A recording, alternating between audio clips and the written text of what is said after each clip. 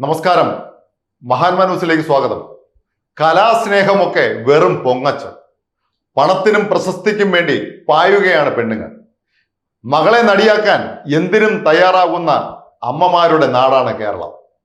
മലയാള cinema മേഖലയിൽ പ്രവർത്തിക്കുന്ന സ്ത്രീകൾ നേരിടുന്ന പ്രശ്നങ്ങൾ പഠിക്കാനും പരിഹാരം നിർദ്ദേശിക്കുവാനും വേണ്ടി നിയോഗിച്ച കമ്മിറ്റിയാണ് ജസ്റ്റിസ് ഹേമ കമ്മിറ്റി. 4.5 വർഷം പൂർത്തിവെച്ച ശേഷം ഹേമ കമ്മിറ്റി തയ്യാറാക്കി സമർപ്പിച്ച റിപ്പോർട്ട് ഇപ്പോൾ വെളിച്ചം കണ്ടിരിക്കുകയാണ്. റിപ്പോർട്ടിൽ പറയുന്നതെല്ലാം വസ്തുതകളായിരിക്കാം. എന്നാൽ സ്ത്രീകളുടെ പേരിൽ രോഷം കൊള്ളുകയും ഉറഞ്ഞുതുള്ളുകയും ചെയ്യുന്ന ചില കലാസ്നേഹികളായ സ്ത്രീകളുടെ വാക്കുകളും പ്രതിഷേധങ്ങളും കാണുമ്പോൾ ചിരിക്കാനാണ് തോന്നുന്നത്. സിനിമയും നാടകവും അടക്കമുള്ള നടീനടന്മാർ ഒരുമിച്ച് പ്രവർത്തിക്കുന്ന മേഖലയിൽ ലൈംഗിക ബന്ധങ്ങളുടെ കഥയ്ക്ക് വലിയ പുതുമയൊന്നുമില്ല. പണ്ട് മുതൽ തന്നെ ഇതൊക്കെ ഈ മേഖലയിൽ ഉണ്ടായിരുന്നു എന്നാണ് കമ്മിറ്റിയുടെ അംഗവും പ്രമുഖ ആദ്യകാല മലയാള നടിയുമായ ശാരദ തുറന്നു പറയുന്നത്. ഇത്തരത്തിൽ സിനിമാ രംഗത്ത് പ്രവർത്തിക്കുന്ന നടന്മാരും നായികമാരും പരസ്പര സമ്മതത്തോടെയും ഇഷ്ടത്തോടെയും ലൈംഗിക ബന്ധത്തിൽ ഏർപ്പെട്ടിരുന്നു എന്നാണ് ശാരദ പറയുന്നത്. ഇപ്പോൾ ഹേമ കമ്മിറ്റി റിപ്പോർട്ട് പുറത്തു വന്നപ്പോൾ കലാലോകത്തെ മുഴുവൻ ആണുങ്ങളും ക്രിമിനലുകളും സ്ത്രീ പീഡനക്കാരും ഒക്കെയാണ് എന്ന രീതിയിലുള്ള നടിമാരുടെയും ചില വനിതാ പ്രവർത്തകരുടെയും ഒക്കെ വാർത്തകൾ വരുമ്പോൾ ചിരിക്കാനാണ് തോന്നുന്നത്. സിനിമാ മേഖലയിൽ സ്ത്രീകൾ അനുഭവിച്ചു വരുന്ന വിഷമതകൾ പലരും പറയുന്നുണ്ട്. ഹേമ കമ്മിറ്റി അന്വേഷണത്തിനായി നിയോഗിക്കപ്പെട്ടത് തന്നെ മലയാളത്തിലെ വലിയ ഒരു സൂപ്പർ താരത്തിന്റെ കഥയാണ്. ഒരു നടിയെ പീഡിപ്പിച്ച സംഭവത്തിന്റെ പേരിൽ ഇതൊക്കെ ഒരു വശത്ത് നടക്കുമ്പോൾ മറുവശത്ത് യഥാർത്ഥത്തിൽ സംഭവിക്കുന്നത് ഇപ്പോൾ ഉയരുന്ന പ്രതിഷേധ ശബ്ദങ്ങളുടെ ന്യായീകരണങ്ങളല്ല എന്നതാണ് യാഥാർത്ഥ്യം. എന്തിനാണ് സിനിമാ മോഹവുമായി പുതിയ തലമുറയിലുള്ള പെൺകുട്ടികൾ ആവേശത്തോടെ കടന്നു വരുന്നത് എന്ന് പരിശോധിക്കപ്പെടേണ്ട കാര്യമാണ്. പഴയ കാലമൊന്നുമല്ല. 1-2 സിനിമയിൽ നായികയായി അഭിനയിക്കാൻ കഴിഞ്ഞാൽ പിന്നെ വലിയ സിനിമാ താരമായി മാറും. അപ്പോൾ റേറ്റ് കുത്തനെ ഉയരും. മാത്രവുമല്ല, ഇത്തരത്തിൽ 1-2 സിനിമയിൽ മുഖം കാണിക്കുന്ന നടിമാർ ബിസിനസ്സുകാരുടെ അംബാസിഡർമാരുടെയും അതുപോലെ തന്നെ ഉദ്ഘാടന വേഷണക്കാരും ഒക്കെയായി മാറുന്ന കാഴ്ച നമ്മൾ കാണുന്നുണ്ട്. ഒരു സ്വർണ്ണക്കടയുടെ ഉദ്ഘാടനത്തിനെത്തിയ ഒരു നടി പ്രതിഫലമായി വാങ്ങിയത് 25 ലക്ഷം രൂപയും 10 പവൻ തൂക്കമുള്ള സ്വർണവുമായിരുന്നു. ഈ നടി ഇപ്പോൾ ഇത്തരം പരിപാടികൾക്ക് ഇതിലും വലിയ തുക ആവശ്യപ്പെടുന്നു എന്നാണ് അറിയുന്നത്. ഇത്തരം സംഭവങ്ങൾ പുറത്തു വരുമ്പോൾ അറിയാതെ തന്നെ സിനിമയെന്ന മായാ ലോകത്തേക്ക് എന്തും സഹിച്ച് കടന്നു ചെല്ലാൻ പെൺകുട്ടികൾ ആഗ്രഹിക്കുന്നു എന്നതാണ് വാസ്തവം. ഇനി മറ്റൊരു കഥ കൂടി പരിശോധിക്കാം. കാണാൻ സുന്ദരിയായ മകളെ കെട്ടിയൊരുക്കി സിനിമാ താരമാക്കാൻ നിർമ്മിതാക്കളുടെയും സൂപ്പർ താരങ്ങളുടെയും പിറകെ നടക്കുകയും യുവത്വം വിടാത്ത അമ്മ ഇവരുടെയൊക്കെ കിടക്ക പങ്കിടാൻ തയ്യാറാവുകയും ചെയ്യുന്ന എത്രയോ അനുഭവങ്ങൾ പറഞ്ഞു കേട്ടിട്ടുണ്ട്. ഇതിന്റെ പിന്നിലും പണവും പ്രശസ്തിയും തന്നെയാണ് ലക്ഷ്യം. ഇപ്പോഴത്തെ മലയാള സിനിമ പുത്തൻ രീതിയിൽ നോക്കിയാൽ ഏത് അമ്മയും മകളും എന്തിനും തയ്യാറായി സിനിമയിലേക്ക് കടക്കാൻ ശ്രമിക്കും എന്നതാണ് വാസ്തവം. ഒരു സിനിമയിൽ അവസരം കിട്ടിക്കഴിഞ്ഞാൽ പിന്നെ അഭിനയിക്കാനുള്ള നിരക്ക് 25 ലക്ഷവും 50 ലക്ഷവും ഒക്കെ ആക്കി ഉയർത്തുന്ന പുതുമുഖ നടിമാരുടെ കഥകളും പറഞ്ഞു കേൾക്കുന്നുണ്ട്. ഹേമ കമ്മിറ്റി റിപ്പോർട്ട് പുറത്തു വന്നപ്പോൾ ഈ കമ്മിറ്റി അംഗങ്ങളുമായി ചർച്ച നടത്തിയ ആൺതാരങ്ങളും പെൺതാരങ്ങളും നിർമ്മിതാക്കളും സംവിധായകരും അടക്കമുള്ള മറ്റുള്ളവരെല്ലാം പറഞ്ഞിട്ടുള്ള സംഭവങ്ങൾ പലതരത്തിലുള്ളതാണ്.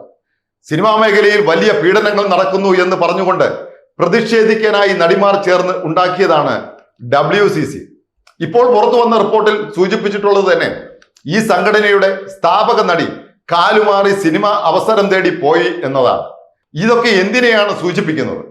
നടികളോട് നഗ്നത പ്രദർശിപ്പിക്കാൻ ആവശ്യപ്പെട്ടു എന്നും അതിന് സമ്മതിക്കാതെ വന്നപ്പോൾ അവസരം നഷ്ടപ്പെട്ടു എന്നും ഒക്കെ നടികൾ വിലപിക്കുന്നുണ്ട്. ഒരു സംശയം ഈ അവസരത്തിൽ ഞാനൊന്ന് ചോദിച്ചോട്ടെ.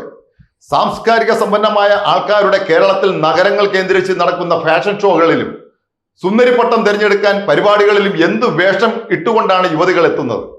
പൂർണ്ണമായും ശരീര അവയവങ്ങൾ കാണിക്കത്തക്ക രീതിയിലുള്ള വേഷങ്ങൾ ഒരു മടിയും കൂടാതെ ചെയ്യുകയാണ്. ഇനി മറ്റൊന്നും കൂടി പരിശോധിക്കാം. പ്രമുഖരായ ചില നടികൾ പരസ്യ ചിത്രങ്ങളിൽ വലിയ തുക വാങ്ങി അഭിനയിക്കുന്നുണ്ട്. സ്ത്രീകൾ ധരിക്കുന്ന അടിവസ്ത്രങ്ങൾ നിർമ്മിക്കുന്ന കമ്പനിക്കാർ പറയുമ്പോൾ അവരുടെ ഉൽപ്പന്നമായ ഷഡ്ഡി മാത്രം ധരിച്ചുകൊണ്ട് പരസ്യ ചിത്രത്തിൽ അഭിനയിക്കുന്നത് എന്ത് നീതിബോധത്തിന്റെ പേരിലാണ്?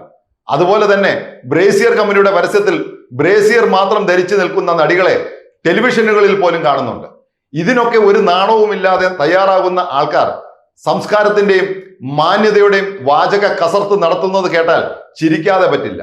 മനുഷ്യരുടെ ഉപയോഗ വസ്തുക്കൾ ഉൽപ്പാദിക്കുന്നവർ ആ ഉൽപ്പന്നത്തിന്റെ പരസ്യം എങ്ങനെ ചെയ്യണമെന്ന് തീരുമാനിക്കുന്നത് അവർ തന്നെയാണ്.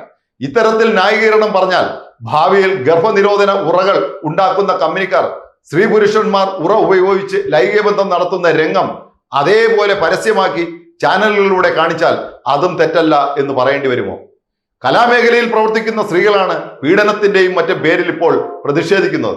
ഇവിടെ ന്യായവും മറ്റൊരു ചോദ്യവും ഉയരുന്നുണ്ട്. സ്വന്തം ചാരിത്രം കളഞ്ഞ് സിനിമയിൽ അഭിനയിച്ചേ മതിയാവൂ എന്ന വാശി എന്തിനാണ് സ്ത്രീകൾ കാണിക്കുന്നത്? സിനിമ മാത്രമല്ലല്ലോ തൊഴിൽ മേഖലയായി ഉണ്ടാവുക. ഒരു സ്ത്രീ ഒരു സ്വകാര്യ സ്ഥാപനത്തിൽ ജോലിക്ക് എത്തിയാൽ അവിടെ ആരിൽ നിന്നെങ്കിലും മോശം അനുഭവം ഉണ്ടായാൽ ആ ജോലി വേണ്ട എന്ന് വെച്ച് മറ്റൊരു ജോലിക്ക് ശ്രമിക്കുകയല്ലേ പതിവ്.